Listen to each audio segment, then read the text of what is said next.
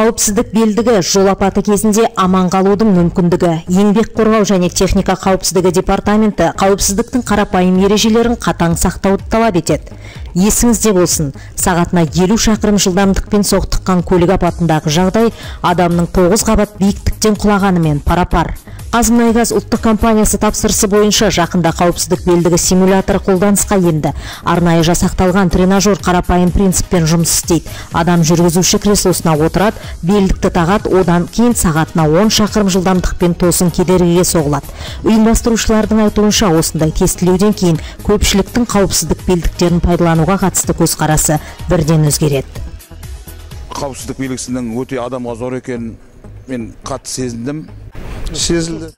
Осы жерде 30 жылдан бері жұмыс жасап жүргенде талай авариялар болды. Осы емессіз келе жатқан жандардың қазасына да тап болған кездеріміз болды. Осы қауіпсіздік белдігінің көп пайдасының бар екенін жаңа сезіндім.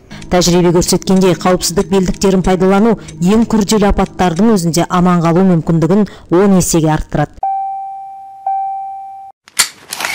Ұзақ өмір сүргің келсе, қауіпсіздік белдігін тақ.